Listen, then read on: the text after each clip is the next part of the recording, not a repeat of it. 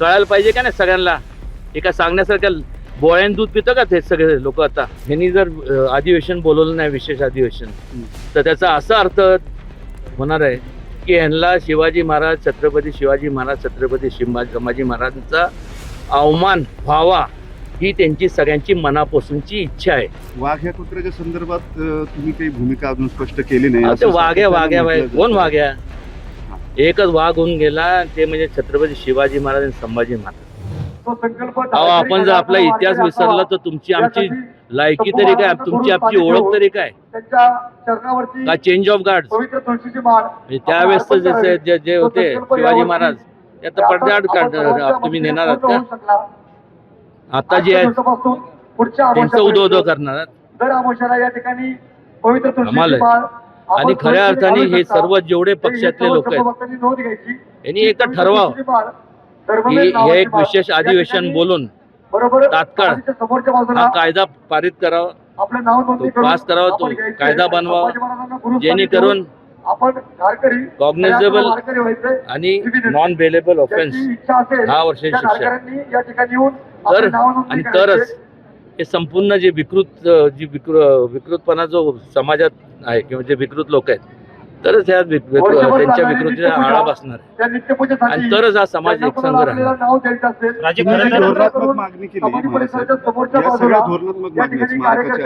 धोरणात्मक नाही, याच मेन मागण्या अजून काय मागण्या आहेत? त्याच की मग या मागण्यांच्या व्यतिरिक्त सरकार याच्यावर लक्ष देण्याऐवजी काही नको असलेले वाद उकरून काढतात आणि त्याच्या संदर्भानं प्रशांत कोरटकरचा मुद्दा असेल किंवा वाघ्याची मला एक सांगा, हा जर मुद्दा, हा जर कायदा जर बनवला तर पाशा कोरटकर, रावल्या सोलापूरकर असे क्रियानिष्ठ, हा ज्यांना समाजात काही किंमत नाही, असे लोक धाडस तरी करतील का?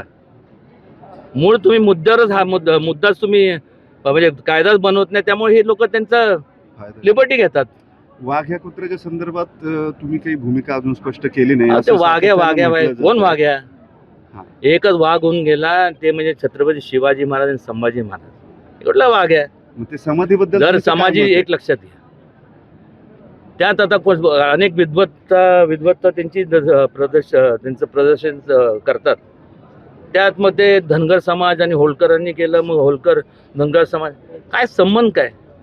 एक तुम्ही कमिटी बसवा इतिहासकारांची, ती का तिथं आलं, कधी आलं, इतिहासात तर त्याची काय कुठं नोंद नाही आहे, पण काय असेल ते करा ना आणि तो योग्य तो निर्णय घ्या. हाय काय त्यात?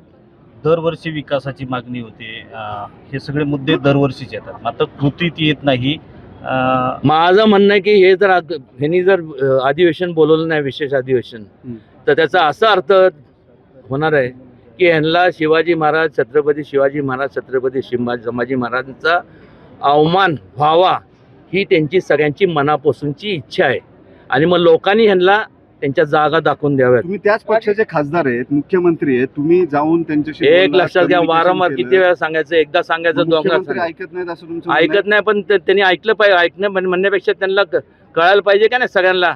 एका सांगण्यासारखं बोळ्यान दूध पितं का ते सगळे लोक. आता अवमान जेव्हा होतं तेव्हा दिसत नाही का? दंगली होतात, कोणाचं प्राण जातो, हे होतात ते होतात, त्याला कारणीभूत कोण?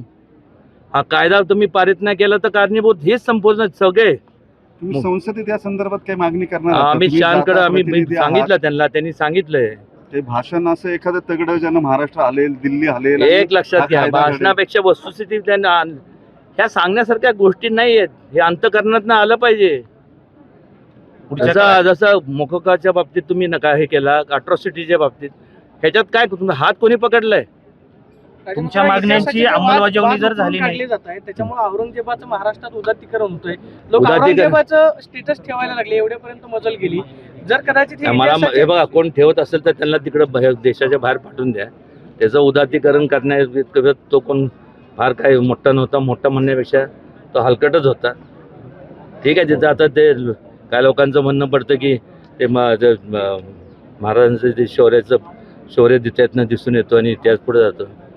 मला काय, माझं काय तसं मत नाही. कबरी संदर्भात काय? मी मागं बोललोच आहे ना.